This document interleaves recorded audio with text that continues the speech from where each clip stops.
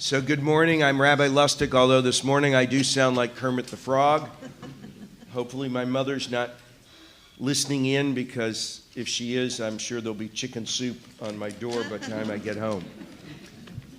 You may be thinking you can only appear in the Amram Scholar Series if you've been an ambassador for the State Department and you are of Czech Jewish heritage, as both Ambassador Albright and Ambassador Eisen share. But there are a few other criteria. Norman L. Eisen is an American attorney, a diplomat who is the board chair of Citizens for Responsibility and Ethics in Washington. He previously served as White House Special Counsel for Ethics and Government Reform, and later the United States Ambassador to the Czech Republic. He is also a senior fellow of governance study at the Brookings Institute. He received his BA degree in philosophy from Brown University and his JD from Harvard Law School, both with honors, and while at Harvard, he met future President Barack Obama, then also a first-year law student. Between college and law school, Eisen worked as the assistant director of the Los Angeles office of the Anti-Defamation League. He investigated anti-Semitism and other civil rights violations, promoted Holocaust education, and advanced U.S.-Israel relations. After graduating from Harvard, Eisen practiced in law in Washington, D.C. for over 18 years. This past September, they published his newest book, which you will speak on this morning, The Last Palace in Europe, Turbulent Century in 5 Lives and 1 Legacy House, a sweeping history of Central Europe told through the palace, the Pecha Villa, the family residence built by Jewish businessman Otto Pecha after World War I, occupied by the Nazis, and now the American ambassador's residence in Prague. Ladies and gentlemen, last year when we sat and gave thought to the series for this year's Amram, our chair, Leslie Maitland, thought it would be interesting to have Ambassador Eisen on November 4th, just days before midterm elections.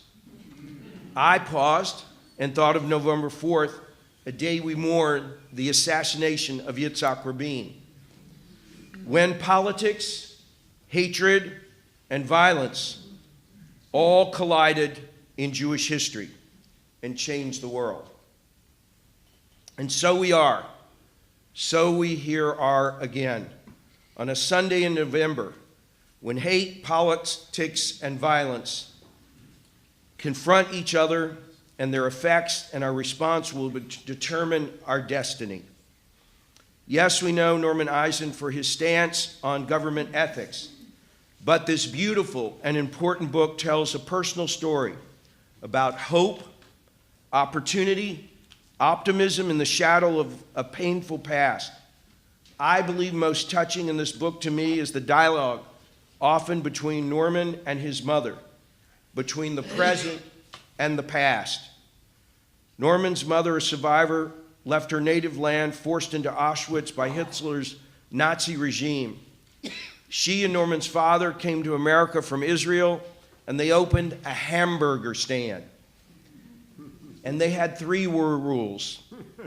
And Norman recounts in his book, I wish to share those rules. Always do the right thing. Be loyal. And serve up the best hamburger possible.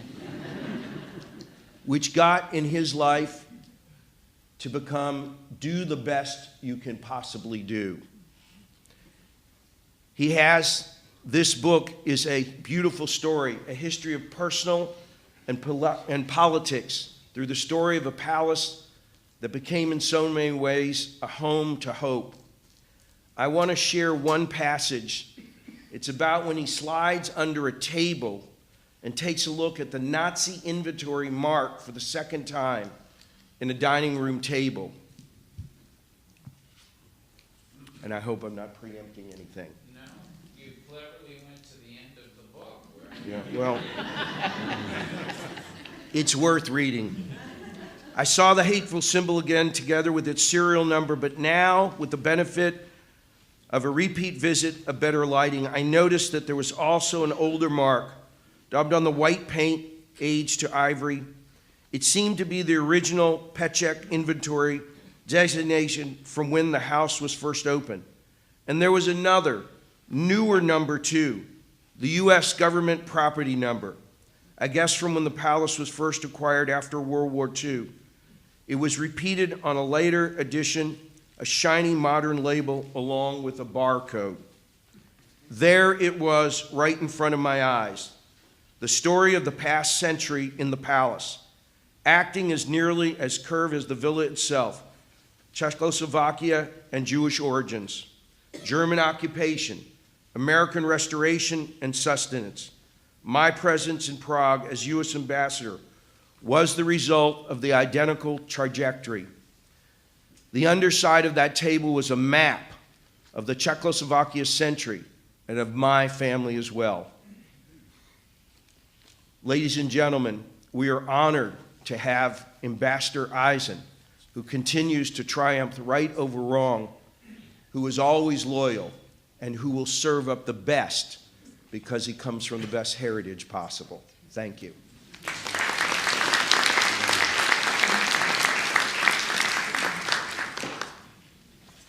Thank you, Rabbi Lustig, for that warm introduction. It's such a pleasure to be here in my adopted hometown, like so many of you have come. There's a diaspora in Washington, D.C. from all over the United States and the world, so it's a particular treat for me. Unlike some of my travels, I went to read in Prague 2 weeks ago, and it was an 18-hour door-to-door trip. It's nice to be 11 minutes away from my reading, so it's very lovely to be here.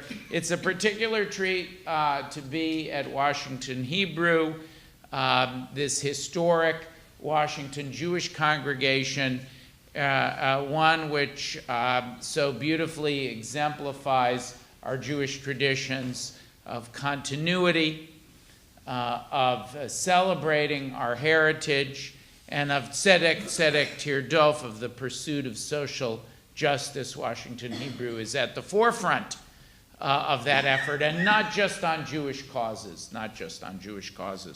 So I want to thank all of you for that. I also, in addition to the rabbi, want to thank Leslie Maitland, the chair of the Amram Scholar Series, for seeking me out. The secret of how you get your scholars is not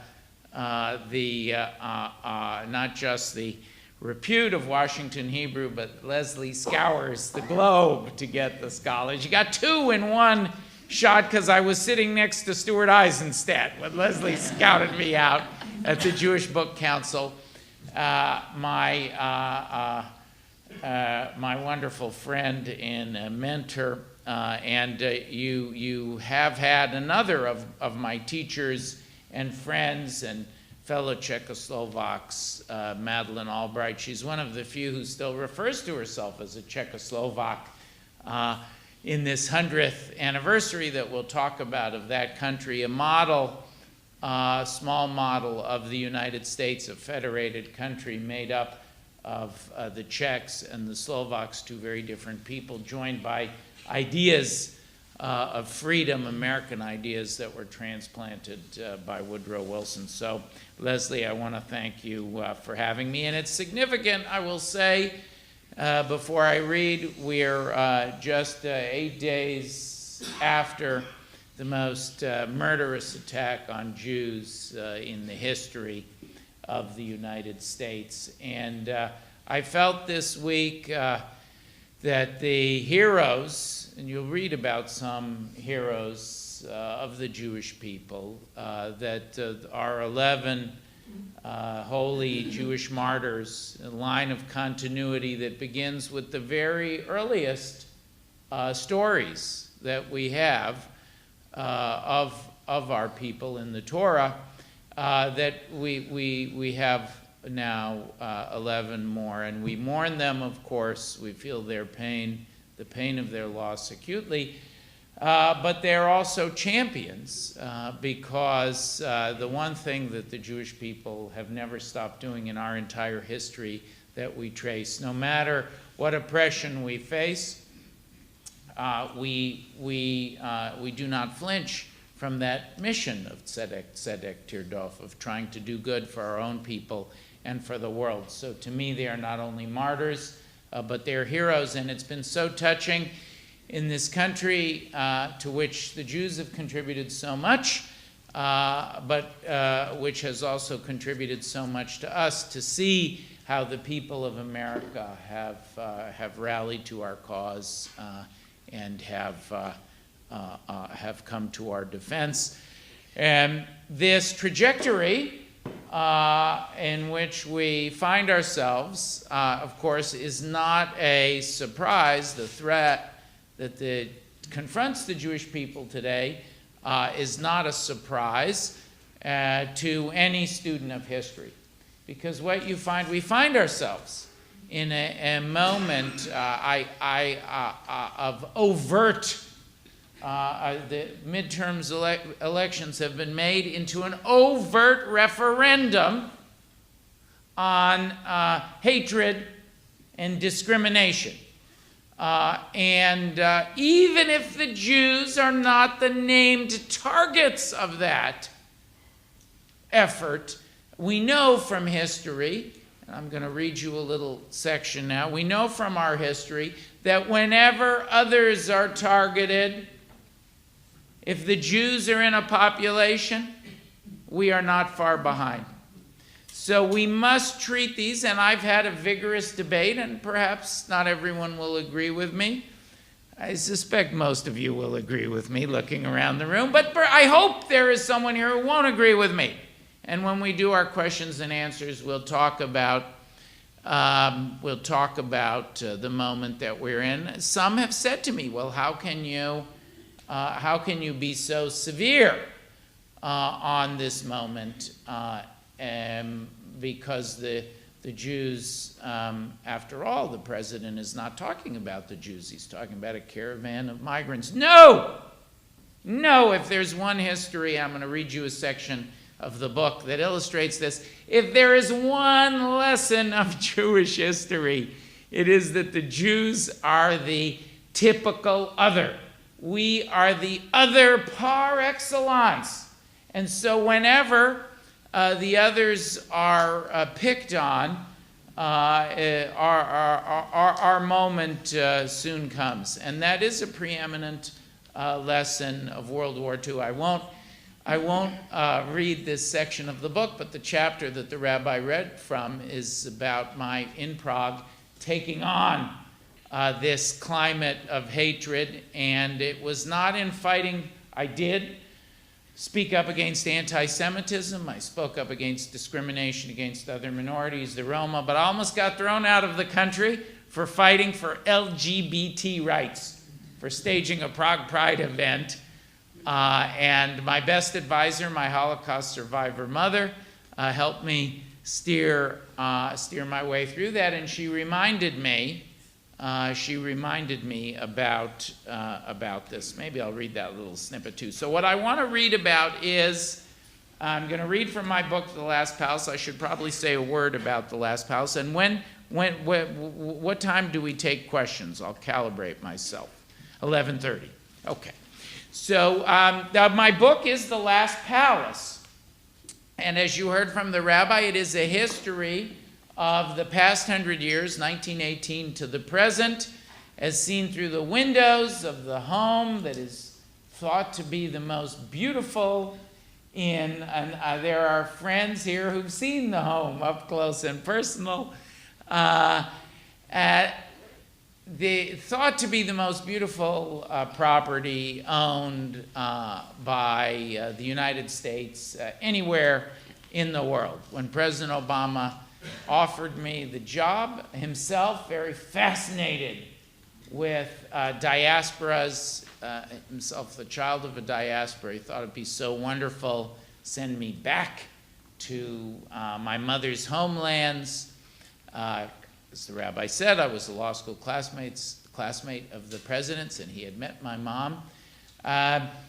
He said to me, Norm, you're getting a nicer house than I did. Everyone is fascinated by this house. I remember the other, as soon as people heard in the diplomatic corps that I was going there, they started peppering me with outlandish legends about this house. This was in 2010, after the midterms, so 8 years ago, actually.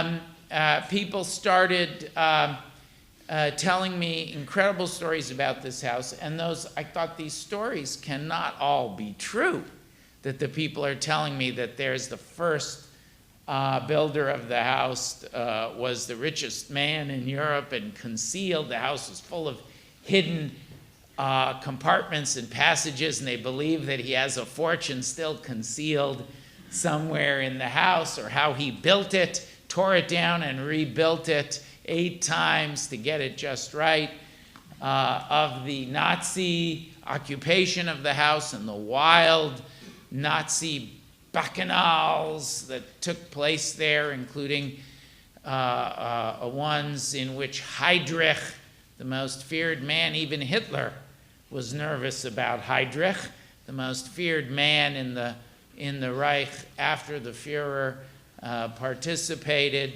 The wild stories of how the United States came to own and occupy this house, purportedly as a wedding present from the Czech military, whose general's daughter married the ambassador's son, they claimed, and on stories of the dissidents who were arrested coming to or from the house during the Cold War.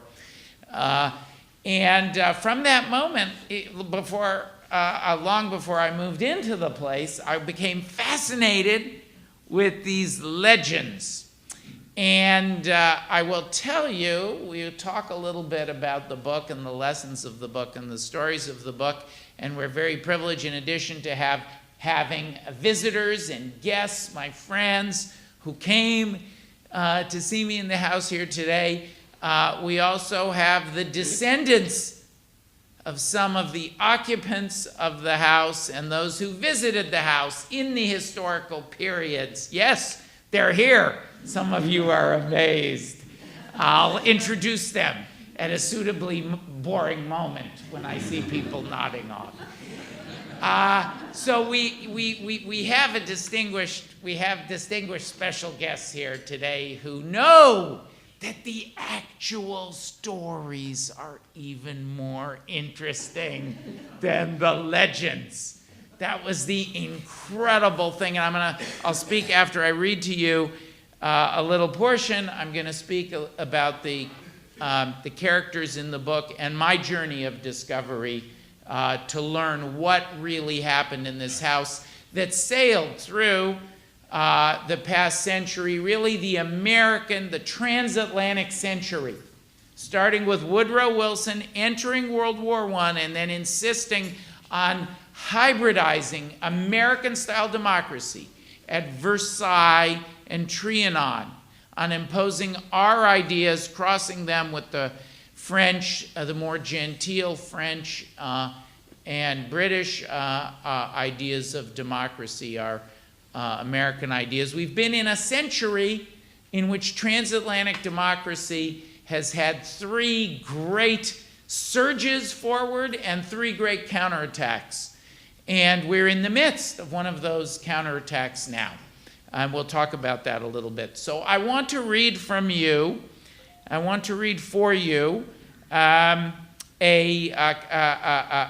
section of the book in which I talked to my mother. I talked to my mom, Frida Eisen, a Czechoslovak Holocaust survivor, as the rabbi said. I talked to her every day while I was in Prague. I practiced my Czech. I had heard some Czech growing up, so it was a good opportunity for me to practice my Czech. And sometimes those conversations were very short ones, and sometimes they were lengthier when possible. But I tried to talk to her every day. And one of the recurring themes you'll see in the book The two present-day sections in the book are the very first chapter and the very last chapter.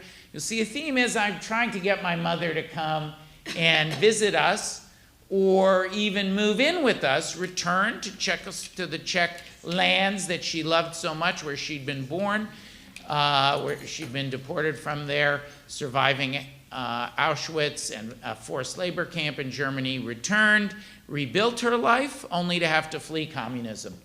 And so she's a little reluctant to come back to a place where she experienced such trauma. And you'll see in these chapters my attempt to persuade her. I won't give away whether I succeed or not, but I will read you from this section. I've been working on her now since it was announced that I'm going to Prague, and we've just arrived in Prague, and it's time for the first of my daily calls to my mother. I phoned her at the end of my first full day in the Czech capital, placing the call from the library of Otto Pecha's palace. Flames crackled in the fireplace as I dialed Los Angeles. My mother wanted to know everything. I recounted the flight and the way our motorcade had swept us from the airport into the city. I described Prague's gleaming, ultra-modern glass and chrome business parks that butted up against tall, brutalist Iron Curtain-era apartment blocks. Medieval monasteries stood next to Bauhaus dwellings, and elaborately detailed Art Nouveau mansions nestled among whorled Rococo churches. For those of you who have not been to Prague, it is kind of a Fabergé, a little jewel box of European art and architecture and history, and unlike many of the other great cities of Europe, has not been ravaged by the destruction of war. So they still have everything going back to the medieval era. It's wonderful for architecture buffs. Of course, my mother, very fascinated, like all the Czechoslovaks, with the Pecheks, she immediately cut in. And the Pechek house? She asked. We had approached it down a long avenue. From a distance, we saw a pink exterior wall patrolled by policemen garbed in black. As we came closer, the house rose into view as if waking from a slumber to greet us, stretching and yawning. It was an arc of alabaster masonry reclining on a green lawn among a bower of trees. Round windows seemed to emerge from behind the fence to meet our gaze, steadily staring back at us from beneath a black slate mansard roof. We turned into the compound, and in front of the pillars, the porte cochere of the house, and every bit as firmly planted, was Miroslav Černík, the major domo, beaming. Tall, pigeon-chested, silver-haired, and in his early 60s, he looked much more like an ambassador than I did. He greeted us and led us inside. The rooms were a blur of cool stone walls and warm, elaborately carved wood paneling, gleaming silver, and richly colored tapestries and oriental rugs. Exiting onto a patio overlooking acres of orderly gardens, we turned to take in the rear of the palace. I saw that it was built in a curve, the whole massive structure bending in a pronounced concave arc. My maminka loved hearing every detail. Nachman, she said, imagine that. Otto Pechek's palace is your starter house. It was true. I had grown up in apartments, and that's all I had ever lived in since. In my enthusiasm, I leaped ahead to tell her about the most dramatic moment of the day. In the oval receiving chamber at the front of the house, before one of the floor-to-ceiling windows, stood a French antique table. Mr. Černík, the major domo, was giving me a tour of the house, and he came to a stop in front of it. Like everything else in the palace, it was opulent. The top was cherry wood with scalloped edges, the russet grain of the surface inlaid with a darker wood. "Please look under here, Mr. Ambassador," he said, pointing to its underside. I crouched down on all fours and ducked beneath the piece. Craning my neck and peering up, I spotted an old paper label. It was the size of a large commemorative stamp. Its surface was yellowed and faded, slightly warped, and bubbled from the paste that had been used to affix it many years before. It bore a serial number and an illegible signature scrawled in ink in an antique hand. There was also a symbol rubber stamped on the label, which was hard to make out. I moved closer and squinted in the dim light, and the image jumped into focus. It was a stylized black eagle with extended wings, its head turned to the left. It was clutching a wreath in its claws. The garland encircled a tiny, sharp-edged swastika. Mr. Chernik said that similar traces of the Nazi occupation were hidden all over the palace, and he wanted to show this to me before I discovered it myself. I would find dozens of swastikas everywhere, hidden throughout the building and on its objects. I described all this to my mother. "Mom, can you believe it? And now we're living here. How amazing is that?" A chilly silence on the other end of the line. "Mom, there are swastikas in the house?" Oh no. I tried to undo the damage. "Mother, don't think of it that way." I reminded her that we would be transforming the palace into a Jewish home. We would be keeping kosher, observing Shabbat, and putting up mezuzahs on the doorposts. What better revenge on Hitler than that? She needed to come see it for herself, pay us a visit, or even move in. Why would I want to visit any place that the Nazis liked? Come on, Ma. Don't say that. It's a beautiful house.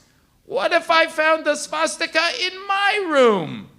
I will scour your room, Mom. Hell, I'll scour the whole palace before you come. But she was unmoved. To me, the swastika was dark evidence of our family's triumph and a fascinating historical artifact, a signpost to the past. It made me wonder about my predecessors again. Who were they?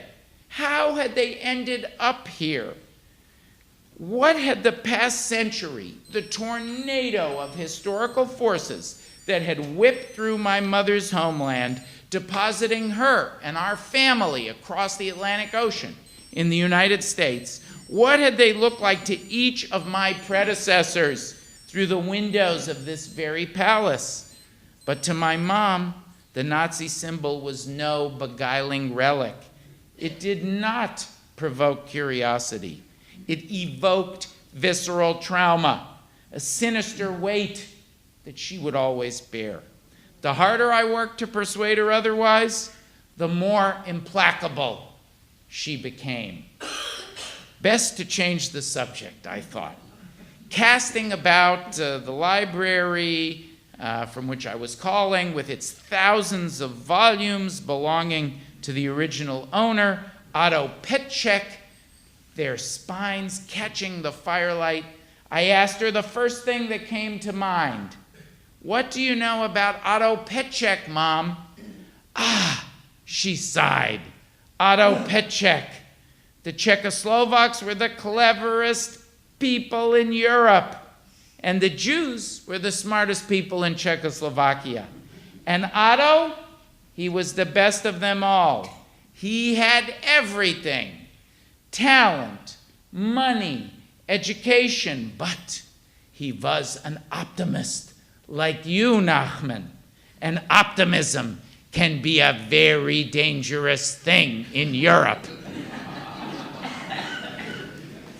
So that was my daily conversation with my mother, the first of many conversations like that in the palace. And that conversation, together with the discovery of the label, the rabbi, as the rabbi mentioned, I later went back to study the label, and I discovered that there, in addition to the Nazi markings, there were markings from every one of these regimes that had passed through the house, from Otto Pecha, Czechoslovakia. After him, the Nazi occupation. Then the Soviets were briefly there. The Americans occupied the house, and we were able to secure, to protect it from the hostility of the communist regime. And then the house moved through the century like an ocean liner sailing through the past 100 years of history, these ups and downs of democracy. And that conversation really, together with those legends that I'd heard starting when I was working in the White House, it set me on the path to figure out the stories that are told in the book. And 5 incredible people. And the house is like a 6th character. And then there's a 7th character I'm going to tell you about that really brings us back full circle to the moment we're in now. So the 5 characters who you'll meet in the book are Otto Pecha, who was the most legendary of the Czech Jewish business people. He built the house. Get my water.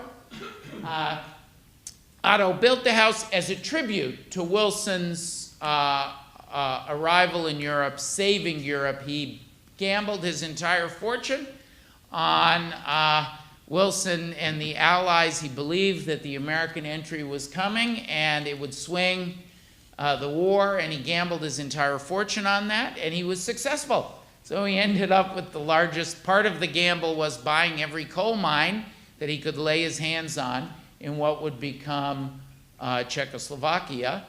In the northern part, there's very rich coal deposits. At a time when people thought, well, maybe the Czech lands will remain part of the defeated Austro-Hungarian Empire. His bet paid off big time, and he ended up after the war with more money than he knew what to do with. And he sank every penny into building this house. And we found it was true that he kept building and destroying. It took him 30 times as long to build this 150-room house as it did to erect the Empire State Building. He worked on it for 10 years. I have the pictures of him. You build it, tear it down. It's not right. I found the blueprints. He was a self-taught architect. The blueprint, Frank Lloyd Wright blueprints in his basement. One of the amazing things Otto did was he crossed all of the architectural styles of Europe with the most modern ideas. He was the first to put a floating wall, a whole wall of the house. It's one of Wright's ideas, separate indoor and out. A whole wall of the house sinks down into the floor, opening the ballroom of the house to its magnificent gardens. So Otto's house, he based it on Versailles and Trianon. It was a physical tribute to the Wilsonian idea. He carried the Charter of the League of Nations in his pocket. As the ambassador, I had access to all the stuff in the house. It's still there. It's still there. And the reason it's still there is when Otto's heart was broken, and by the way, it was not so easy. I write about the struggle to build the house and then the twin blows that Otto suffered of the Depression and the rise of fascism and how he fought through and the price he paid. The next to take over the house, and it's very telling that everything is still there, all the Jewish artifacts are still there. The next to take over the house was Wehrmacht General Rudolf Toussaint. General Toussaint was an aristocratic German, a conservative, but a stalwart of the army, and many in the Wehrmacht were opposed to Hitler. He repeatedly refused overtures to join the Nazi regime, and I tell the story of the entire, the rise of the Nazis, the rise and fall of the Nazis through the eyes of General Toussaint in the second big section of the book. First section is Otto, the second section is Toussaint, and how he tried to maintain his decency like Anonymous. If you remember the Anonymous op-ed, maybe Anonymous is here with us today. I offer you free legal services, madam or sir, if you are. Like Anonymous, he said, I can live in this regime, and it will be worse if I'm not here. And in fact, he did. We know, because he came within an inch of his life, he did speak up at the time when he had the opportunity. He did try to smooth the worst, keep his troops out of the worst atrocities. But as you'll read, there's no avoiding being burned, scorched, when you're in the middle of the fire of evil.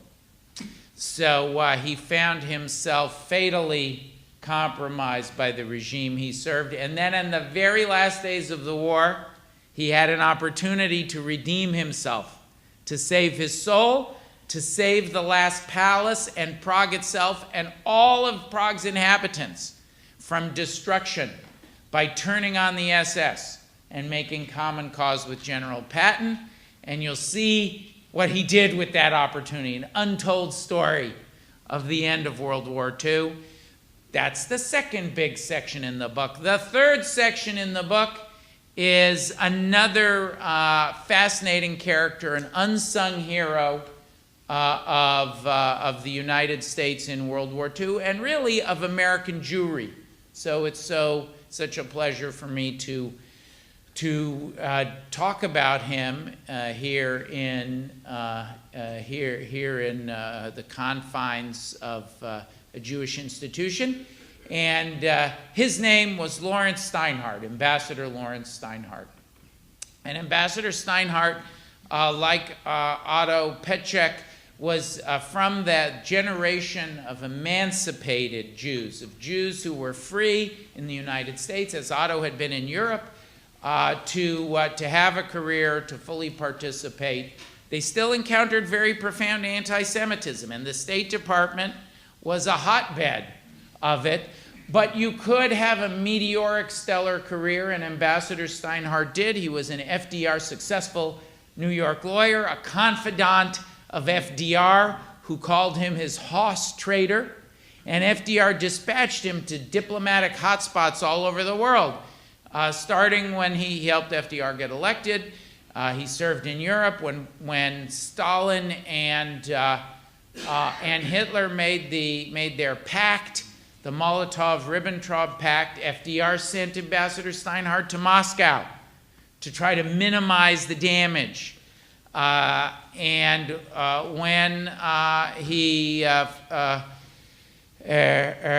was able to, he warned Stalin, who wouldn't listen. He warned Stalin that Hitler was coming for him. Once Stalin was attacked by Hitler, FDR sent him on his next salvage mission, which was to keep Turkey from swinging to the Axis side, from joining Germany as they had done in World War I. And both in Moscow and in Turkey, Ambassador Steinhardt was a savior of Jewish refugees. He was an early Zionist when it was not fashionable to be a Zionist. And then his next mission after World War II, Prague, to fight to keep the Czechoslovak nation, the restored Czechoslovak nation, out of communist hands. And you will read, if you read the story about his heroic battles to do that and the obstacles he faced, I'm sorry to tell you, it's another lesson of the book. It's probably the lesson of the Steinhardt chapters. Sometimes the United States is its own worst enemy when it comes to democracy and European democracy, and we take our eye off the ball too quickly. And Ambassador Steinhardt had to deal with that. He bravely fought that. He was able to save the last palace as a symbol of transatlantic democracy, but he could not save Prague, as hard as he tried, from communist domination. You'll see his efforts, his heroic efforts, have been lost to history, so I considered it a part of my mission, as with all of the characters in the book, to tell some untold stories. As I said, the legends were more fantastic than the reality. I'm particularly pleased to tell you about Ambassador Steinhardt because his descendants who cooperated with me so wonderfully are here in Washington, and two of my best confidants are his granddaughter Laureen Sherlock and his nephew Peter Rosenblatt, who are right here today. Stand up and take a bow, guys. Thank you, guys. Thank you. So we'll talk more I'll tell you more about some of the adventures in detective work that we had together to unearth Ambassador Steinhardt's stories, all these stories. And the fourth big section in the book, the fourth of the historical protagonists, is an American movie star who found herself in Prague in 1968 to see that thaw of the communist regime that had taken hold 20 years earlier in 1948, despite Ambassador Steinhardt's best efforts. And she just happened to be in the house, the palace, the day the Soviets invaded and crushed the Prague Spring, the effort to democratize Czechoslovakia that was going on, led by Dubček. This was a very happy discovery for an author, because otherwise I would have needed 5 characters to. I was so amazed when I discovered that she was there. And this movie star vowed she would give up her film career, her entertainment career. She would embark on retraining as a government official, as a diplomat, and she would return to Prague, she promised, someday as ambassador to help end communism. And that is just what Shirley Temple Black did in 1989. Incredibly, she was able to do that, and you'll read her 68 and her 89 experiences and how she genuinely, I got 300 documents declassified by the State Department to be able to tell this story for the first time ever, how working behind the scenes, understanding that she was a supporting actress, not the lead actress in the drama of 1989, the Velvet Revolution, her friend, led by her friend Václav Havel, how she worked behind the scenes to make it possible. It could have gone the way, as you'll read, it was a very close thing. It could have gone the way of Tiananmen Square, which had just happened. And the army was massed and mobilized. And Ambassador Black helped save the Czechs from that bloodshed. So she turned out to be just as an incredible, people forget that she's just an incredible, she was just as incredible as an, or never knew that people knew she was an ambassador. Maybe that fades from memory a little bit, but that she was one of our very best citizen ambassadors, citizen diplomats ever. That is forgotten. And then the 5th character in the book is my mother and her story. And I start, so the beginning of the book, I talk a little bit present day. I read you a little snippet. The rabbi read you a little bit from chapter 16. We come back to the present day. And in between the story of these 4 other historic characters, if Otto Pecha was the richest Czechoslovak Jew, my mother was the poorest Czechoslovak Jew, living in her little shtetl, little tiny house in her village of Sobranca, Czechoslovakia. And I tell my mother's story through this same century of history, bringing it to the present day in my fight as ambassador for these values. The 6th character, of course, is the house itself. You got some flavor of how remarkable it really is, an amazing building. And the 7th character, and that brings us to the present day, the 7th character is Transatlantic Democracy. There was a shift, something changed in the world when American isolationism was abandoned for once and for all. And Woodrow Wilson, for all his flaws, he designed the international order that really took hold and dominated the 20th century and led to America being the world's greatest power. And those ideas were all implanted when Wilson insisted, with his famous 14 points, when Wilson insisted on American-style ideas of genuine democracy in Europe, starting in 1918. They had a hiatus, and then they came back in full force, including the United Nations, his idea of the League of Nations being carried forward after World War II. And these structures cemented transatlantic democracy and prosperity. Every time that this democracy, 1918, 1945, 1989, every time there has been a great surge of democracy and new ground broken, there's been a counterattack. So the successes of the post-World War I period were followed by the deteriorations of Hitler and Stalin on the right and on the left, and many lesser tyrants. And then 1945, what became the democratic boom of Western Europe, fell to the oppression and the tyranny of Stalin in Central and Eastern Europe, and you'll see how smart Ambassador Steinhardt knew Stalin. And they referred to Ambassador Steinhardt in the Kremlin as the Zionist, or the Zionist dog. Because Ambassador Steinhardt was very outspoken in those same Jewish values that we exemplify of tzedek, tzedek tirdof, to do the right thing. And he fought some of the worst activities. Stalin was so delighted when FDR sent him to Turkey to deal with the next problem because of this vexatious American who he couldn't fool. He couldn't fool him. I like to think some of that is the clarity of our Jewish perspective of these millennia of historical experience.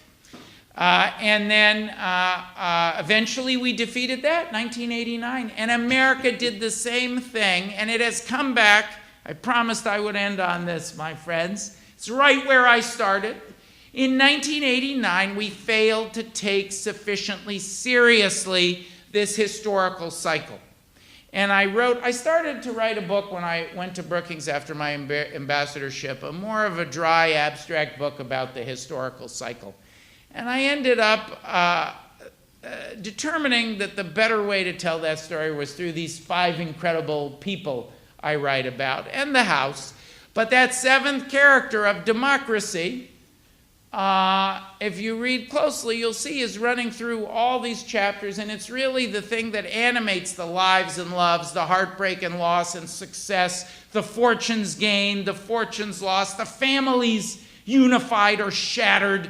The families were very generous to me in opening up for the first time, these 5 families, including my own, opening their archives, telling their stories, trusting me that I would do justice. You can imagine when I showed up at General Toussaint's grandson's house, and I knocked on the door. Hello, I'm the child of a Holocaust survivor. I'd like to have all your private papers and letters of your Wehrmacht grandfather. You can imagine how I was received, but they let me in.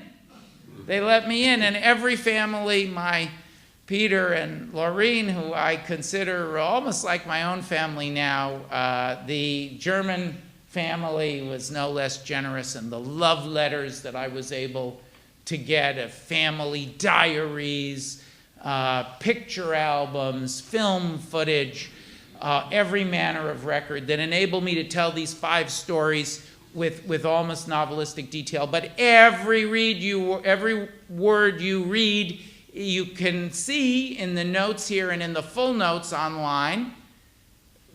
Random House wouldn't let me put them in the book because it would have been the size of a phone book.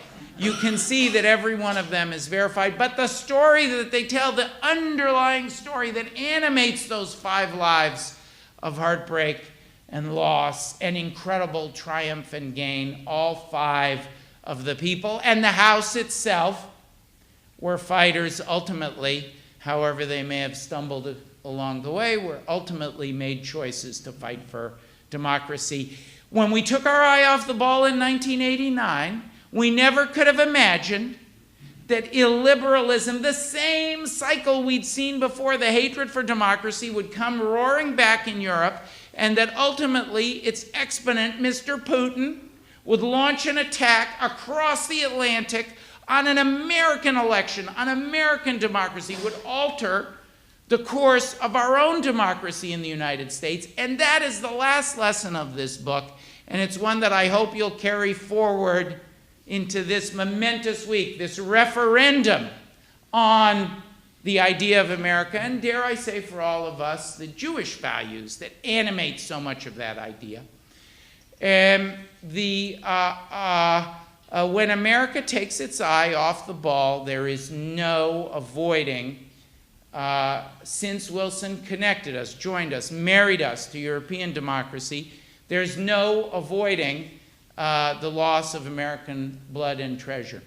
And now we find ourselves at a moment of a decision for our democracy. And the one lesson that comes out of the book is the lesson of these 5 people. As I told you, they all ultimately made the choice to fight for democracy. If there's one thing you take away from the book, I hope you take the book away, for one thing. There's a large stack of them outside the room. And the one lesson that I hope people will take away, it is a wonderful story, according to the critics. I'm pleased the humanity of these people, but it's that they all acted when the time came. And that is the critical thing that determines, in every one of these large cycles of democracy, that is the critical thing that determines not if democracy will succeed, it always does. It's when people are able to sufficiently mobilize. And we're fortunate in the United States. We see early what is happening. So I hope all of you will bear that in mind when it comes time to cast your ballots. I'm not telling you how to cast your ballot, just that everybody should exercise that right. And please, for those who have friends, Maryland, Virginia, elsewhere around the country, please make sure that they exercise that same defense of democracy as my 5 protagonists all decided to do. Purchasing an extra copy of The Last Palace and sending it to them is an excellent way to convey that message. So I thank all of you for allowing me to come into your home and tell you the story of the century, to harangue you a little bit about the relevance of its lessons for today. And I'm very, very delighted to take your questions about any and everything that we've talked about this morning. Thank you very much for having me.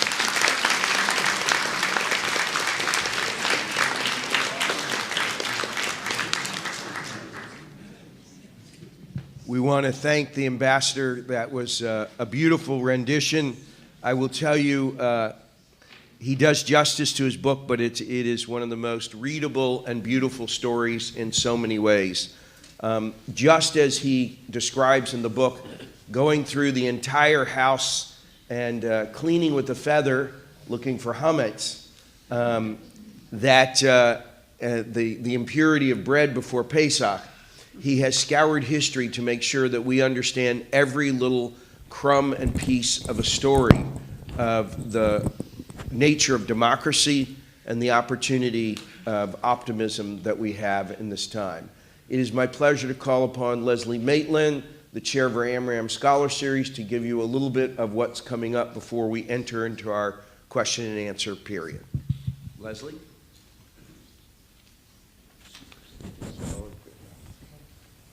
Thank you, Rabbi Lustig, and thank you, Norman Eisen, for your fascinating retelling of 20th century European history through the saga of the opulent palace that you called home as ambassador to the Czech Republic. Frankly, I had already been a great fan of Norman Eisen, cheering his incisive analyses of ethical wrongdoing on the part of government officials. But beside your recent commentary on CNN and on op-ed pages, your achievement in The Last Palace truly had me captivated. As you've heard, each of the former occupants of the Pecha Palace comes vividly to life as you tell their stories, and through each, we witness history unfurl, colorful, and often painful, but always intimate and human through your compassionate depictions. The personal struggles of each of his subjects, including his feisty mother, grippingly become your own as he takes us back in time. As Rabbi Lustig said, I heartily recommend this read to all of you, and Ambassador Eisen will be signing copies at the book sale following our program. But now, to give you a minute to formulate your questions for him, I'd like to remind everyone to take home a copy of our beautiful Amram program schedule out in the lobby and to join us for upcoming speakers. Many, including Mr. Eisen, come to us in partnership with the Jewish Book Council.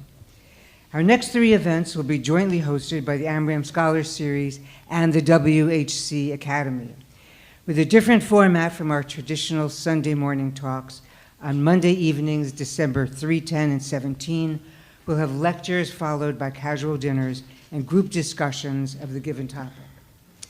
Stuart Eisenstadt, himself a former U.S. ambassador and domestic policy advisor in the White House, will launch this mini-series with a discussion of his new book, President Carter, The White House Years. For that one lecture, please check the journal because there might be potentially a date change, but not sure yet. The two other speakers at these dinner programs will be foreign policy expert Stephen Cook, discussing the Middle East, and former Ambassador Wendy Sherman, who served as a lead negotiator on the Iran nuclear deal. Her new book, Not for the Faint of Heart, outlines how to put the diplomatic values of courage, power, and persistence to work in our own lives. Now, testing that resilience, President Trump's decision to withdraw from the multilateral Iran nuclear deal will surely give her much to talk about with us. After that, we'll kick off the new year on Sunday, January 6th, with New York Times journalist Jonathan Weissman and his book, Semitism, Being Jewish in America in the Age of Trump. Among 5 subsequent programs on our calendar, we'll be exploring Jews and human rights in the 20th century, how Judaism became an American religion, the future of Judaism in the next 100 years, and overcoming hate in our society. In April, 2 speakers who were closely associated with the late Elie Wiesel will appear together to reflect upon his legacy and enduring lessons. We do hope you'll join us. Now Rabbi Lustig will start off our Q&A, and please step up to our microphones to pose questions of your own. Thank you so much for coming. Thank you, Leslie. We're going to do a little house cleaning here, hopefully.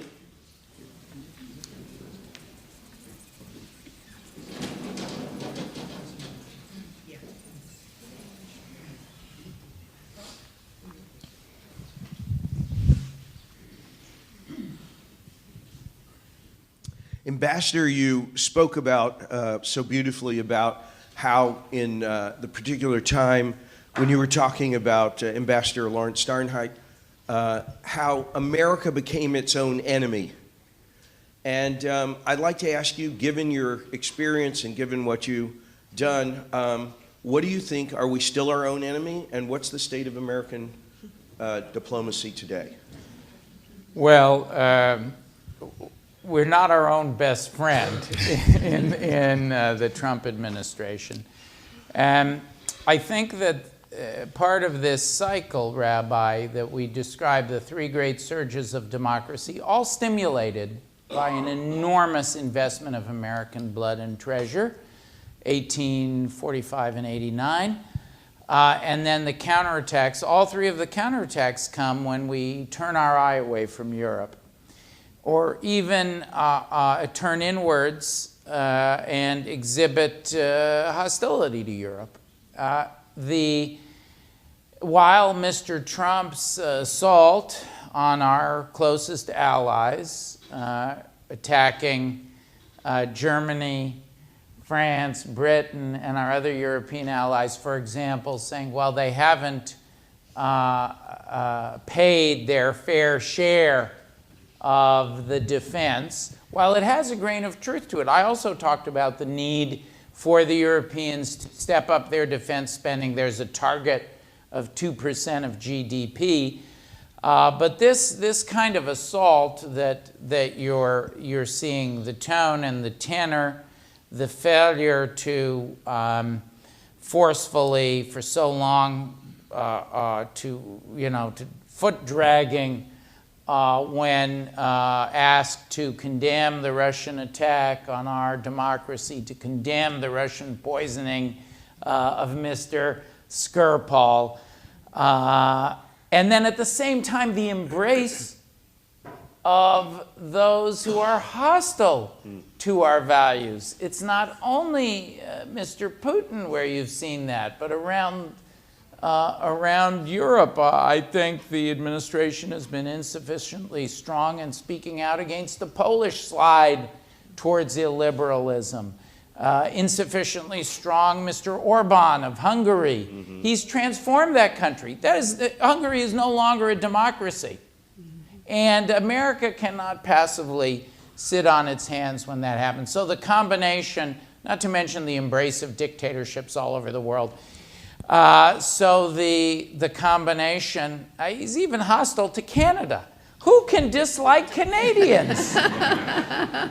So the combination of the turning the hostility to our traditional allies, and the ambassadors in Europe have done it too, openly embracing some of the more extreme elements, extreme right-wing elements in these countries. That is inviting the rise of illiberalism, countenancing. Now, Trump, just yesterday, there was a tweet that said, that made a passing reference to like the way Russia stole the American elections. I'm not sure he knew what he was saying, but it was, there's been a grudging, partial acceptance of the attack. But this attitude always leads to disaster. And the other thing that's a part of it, tariffs.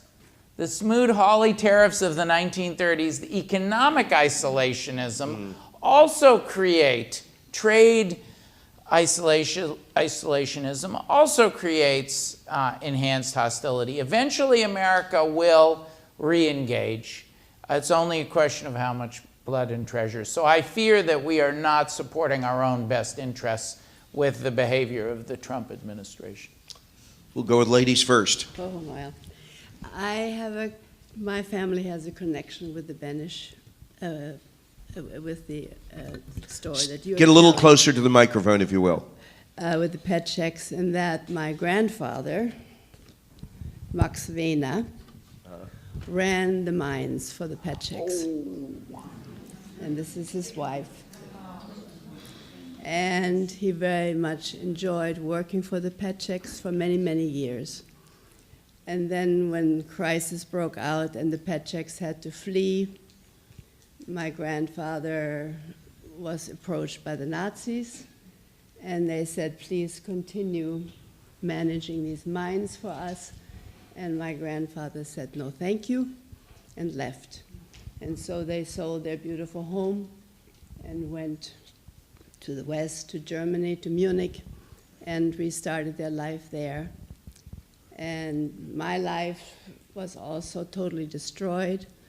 I lived in Klaipėda in Lithuania. My father had a shipping firm, was consul of Denmark. But as the Nazis came, at that time the mainland, or Klaipėda, was German-controlled, although Lithuania was under Russian rule.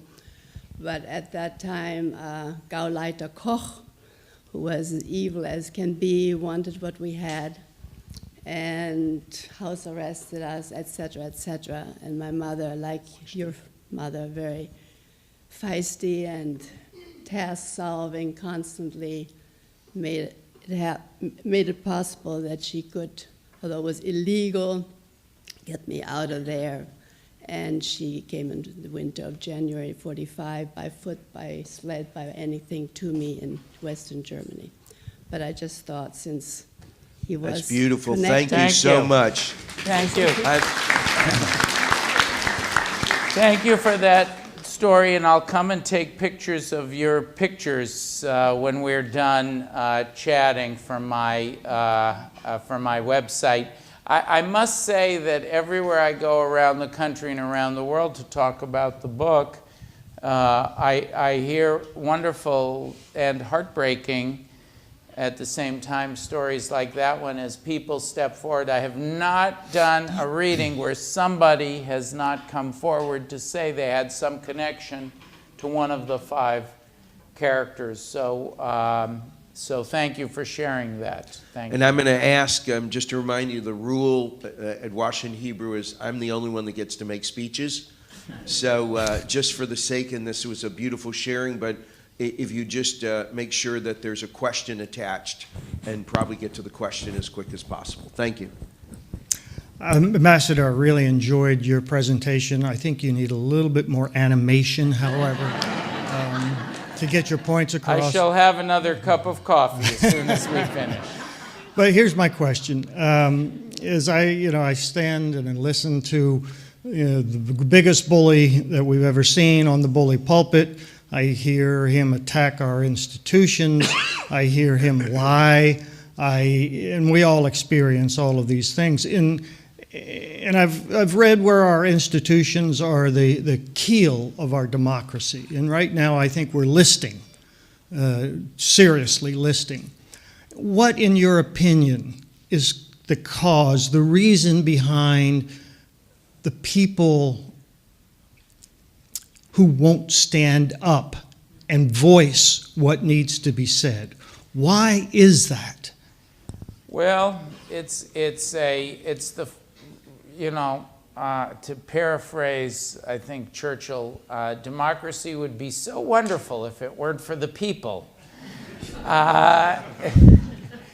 The part of this story, it's a very good question. Why are people not standing up even more for our democracy? We have to segment the problems that we're seeing. There is a core of Americans who believe in and embrace the rhetoric, the ideology, the actions of President Trump. It's actually, as a footnote, if you look at the actions that he's taken, they're relatively confined. He's done judges, he's done a tax cut, he's done some terrible things with respect to immigration, but there hasn't been a lot of action, actually, because of the incompetence, thankfully. So there's one group of people that supports him. There's a tiny band of those who are certified haters, and we saw them in Charlottesville chanting, "The Jews will not replace us." And we know the president feels that there are some good people among those marching through the streets with burning torches and firearms saying the Jews will not replace us. Then there's another large group of people who I feel I know well from a quarter of a century, I still do it, crisscrossing the country, litigating cases, trying cases, talking to juries. I have over 300 matters now against the Trump administration at my watchdog group crew. But I really got to know these folks, the Trump voters. I would say, it's about a third of the electorate, typically in red and in purple places. And those are not people who will chant, "The Jews will not replace us." A good number of them are evangelical philo-Zionists. They support the state of Israel. They admire Netanyahu. Some of them voted for Barack Obama. So if they're racist, they're a funny kind of racist that was willing to vote for President Obama. Many didn't. They're not bad people. Having got to know them over the past 25 years, it was my business to know those jury pools. That's how I won my cases.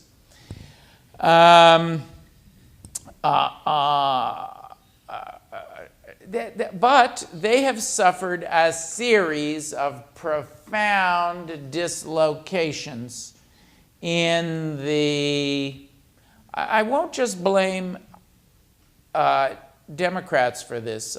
Democrats and Republicans alike were not sufficiently attentive. They meant the best, I think, on both sides. I think we can appreciate the virtues of some of our Republican friends of yore now, who we may not have been too fond of at the time. But we were not sufficiently attentive to the price that American prosperity, American trade dominance, American global leadership would exact on the heartlands of America. And we didn't think about a Marshall Plan for our own industrial communities. We didn't think about this terrible opioids crisis. Look, and the effect that it would have on these communities, and it has had a devastating effect. We didn't think about the cultural meanings of pluralism, of multiculturalism. You'll read in chapter 16 about how enthusiastically my mom encouraged me to speak out for every different form of minority rights because she understood the interconnectedness of that. But at the same time, she was very, very aware of the shortcomings of all of us, her shortcomings are my own shortcomings. Nobody is perfectly unbiased. You need to be aware of that. And we haven't thought about how to talk about the cultural dislocations and the shock. How do we educate people about transgender rights? There's a shock, a cultural shock that comes with that.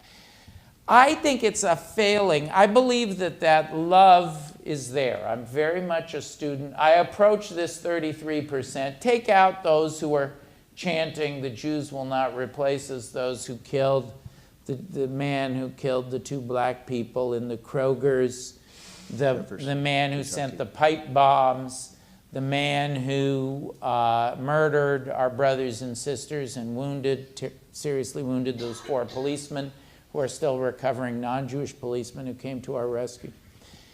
Put those crazies, those are the chanters in Charlottesville. When you put those crazies to the side, I don't think we've sufficiently learned to talk in a way that exemplifies the love, the tough love of a Dr. King. Dr. King was not Gandhi, who said passively resist Hitler.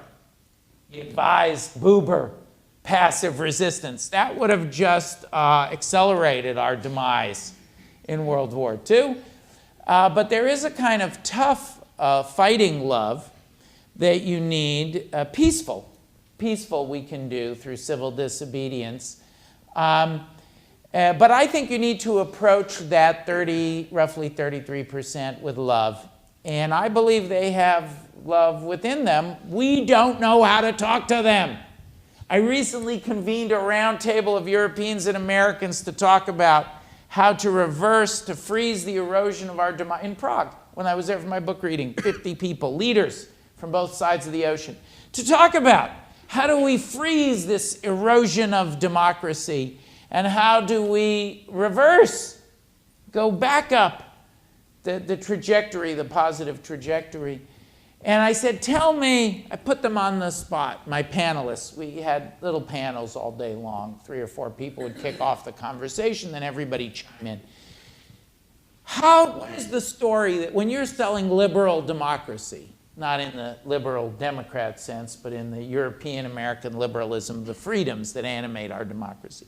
Tell me, what's the story? What's the narrative? The Orbans and the Trump have narratives of hate, deep cultural narratives of the religion, the roots of the blood and soil of their nations. Very ancient cultural narratives. I'm sad to say Mr. Netanyahu has taken our narrative of justice, transcendence, and twisted and perverted it into an illiberalism of his own. And I'm very active in Israel. I helped start a program at the Israel Democracy Institute, Mr. Plessner's place to fight for Israeli liberalism, for liberal Zionism. Again, not in the partisan sense, and nobody of those leaders could say, I will offer a free autographed book to anybody here who can stand up and say on one foot, What is this thing, this liberal democracy about 300 years old? What is it about? How do we describe it in the same compelling, gripping way? We lack that narrative. We don't know how to talk to the 33% in a way that leads them to say, gee, maybe I should embrace difference. I should embrace transgender rights. I should reject Trump. So we're in the process of constructing the narrative. That's why I told the story of 5 people and not an abstract story of democracy, because I think we need more stories. When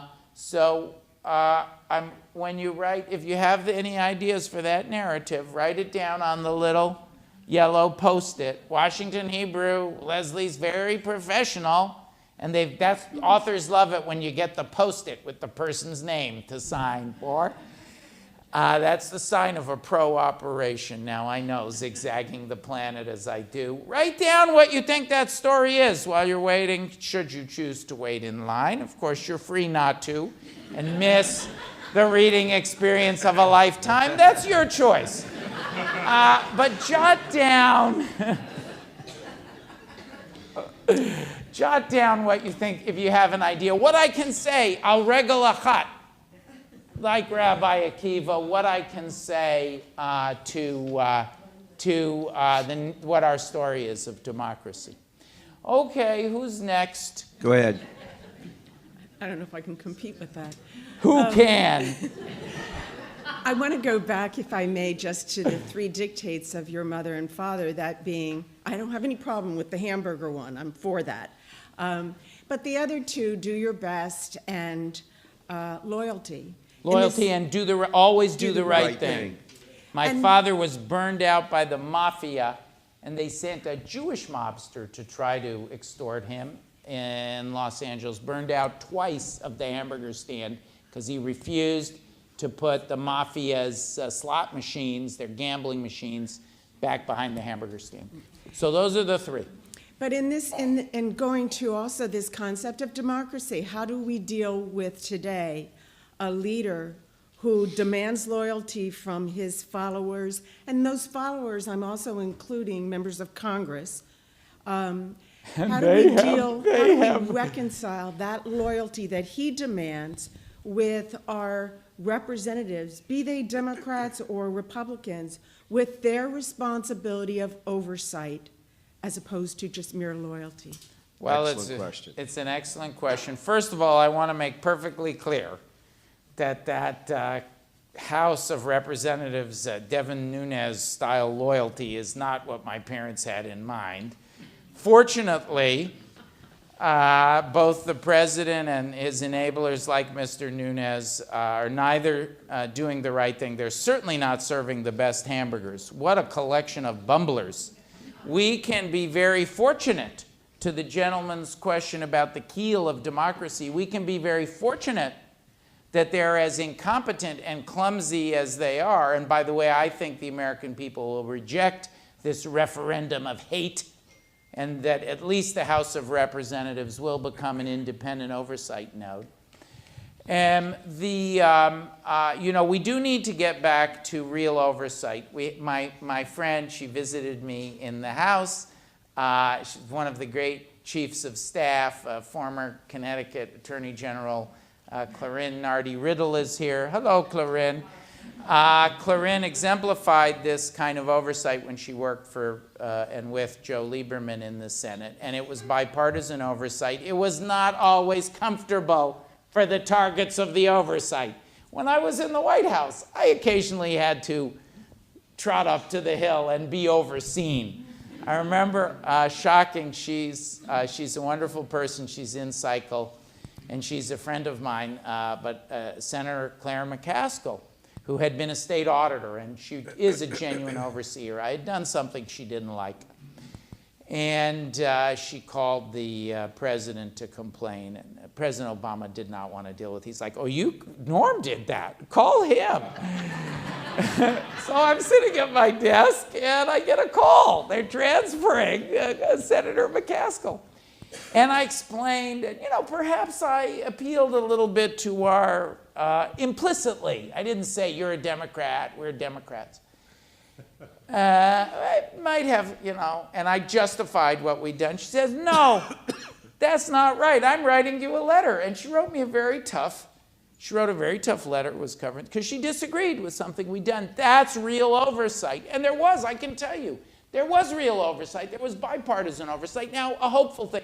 I'm not as desperate about the keel of democracy listing because I think, in part through the fact that they have not been serving the best hamburgers, they've been serving stink burgers, and in part the incompetence and just the wrongness of it.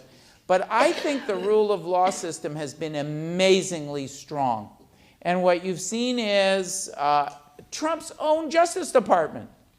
I was honored to help lead the effort to get Attorney General Sessions to recuse. That's my discipline, federal ethics, but he did recuse. They did appoint us. We called for a special counsel. They appointed a special counsel. They appointed my friend Bob Mueller, who I've worked with, there is no more intrepid investigator in the country. That's all happening. He's secured guilty pleas, charges of over 30 people, over 191 charges have been filed. That's all happening in Trump's own executive branch. So that's oversight from within. Then the House is a lost cause. That's been very disappointing. But the Senate, Senator Burr and Senator Warner have been conducting independent oversight of the Russian attack. It hasn't been the fastest. It hasn't been the loudest. But they have been doing their job. And they've resisted, in that committee at least, the kind of co-option that has occurred in the House. And then, of course, the courts have been stalwart, striking down the first Muslim ban, protecting DACA, sanctuary cities. My emoluments case, just you may have seen the news on Friday. This is the case we sued because one of our 300 crew lawsuits, the president can't take foreign government cash or other benefits or any domestic American government things of value besides his salary. The courts have opened discovery on Friday. We're going to be able to take discovery of the president in that case. So I think that the rule and the state AGs, there's another level of checks and balances. The state AGs have been very strong in fighting for these things. In fact, I have two as clients in the emoluments case, the Maryland and DC AGs. So I think the system has held up well. If we can get one House of Congress back, I say this in a partisan way, but I truly, when I go and I sometimes speak to the Democratic caucus, there are some of those members of the caucus who stand up and denounce me because my organization is bipartisan and some of them are corrupt, and we've called them on it over the years. They hate me for it, but if there can be accountability, if there can be one node, as the lady asked, the House of Representatives with its subpoena power, so I don't have to file another 300 lawsuits. It's so exhausting. Let's take our next Gets question. in the way of book writing. Okay, we'll cluster because we're running short, so we'll take both of these questions together and answer them. If there's another one over here, I'll take a third question, and I'll answer all three at once. We'll see. It's like Stump the Author. Can I tie the answers together? Yes, sir. First of all, you are obviously a great salesman, and I will buy a copy of your book. Yes! Okay! So feeding Listen to this man. Here we go. and I can't be nearly as expressive as you, but anyway, feeding off of that and doing the right thing, and the assumptions you had earlier about the discrimination against anybody leads eventually to Jews. What is the story you tell to some of the very largest contributors of Donald Trump and this movement, Mr. Edelman and others? What is your story to try to get them to do the right thing? How do I get Sheldon Adelson to do the right thing? Okay. Woo! Go ahead. I have a question about the book, and which is about General Toussaint. And you talked about how all five characters were believers in democracy. But at least as I understand General Toussaint, he was a traditionalist. And he was part of the German upper class, something or other. And so is that completely correct? And isn't there What is his story, and where does that, can't you fight for these values that you like and not necessarily be a small d Democrat? Okay, General Toussaint's loyalty to democracy, Sheldon And? Adelson, and Well, mine is a little bit more lighthearted. I was wondering, while you were exploring the mansion in Prague, did you find the golem? Because I think we need him now. Very good. okay, that is an excellent assortment of questions. So I'll start with the question about General Toussaint. What I said, or at least what I intended to say was they all fought for democracy when the chips were down. And to his credit, General Toussaint saw the trajectory of the German war effort. I'm not going to give it away, but he started, at one point, he realized he had, despite his best efforts, he had been co-opted. And he had crossed the line and he was a part, and the Wehrmacht that he loved were a part of the evil. And then he starts a persistent effort to sabotage without regard to how it looked. And it comes to fruition when he tries to make common cause with Patton. So I would argue the trajectory of the last part of his career and then the decision making that you'll find at the end of section 2. Just when you read it, I'll tell you what chapter it is. It is chapter 7. You'll see the amazing way in which he, whether believing in democracy or not, took steps to fight for democracy. Sheldon Adelson, in my view, is doing the opposite. What he is doing is fighting for oligarchy. And there is no real way. It is a battle. This is a cancer on our democracy. There are a series of things that started happening, and Sheldon Adelson is capitalizing on 2 of them. There are a series of things that started happening with Bush v. Gore. I think Bush v. Gore is an inflection point. It was an inflection point for me personally, because it's when I started my watchdog group, Crew. I was down in Florida, and there was such vigorous litigation on the side of the Bush campaign and the litigation groups that had sprung up on the right to fight the Warren Court in large part, or to fight the Clintons, Judicial Watch. They were all there fighting. And those of us who were trying to win, I was a very young partner, and I was called to Florida because the partners in my firm were helping volunteer. And I ended up staying behind in Florida, and I got the ballots. If you remember, the New York Times reported on the different scenarios that if the Supreme Court hadn't frozen the counting, how the Democrats could have won. I got those ballots, and I left, and I was so angry that there was no comparable fighting litigation outfit on the center left, and with a group of people, some of the same folks who run No Labels now.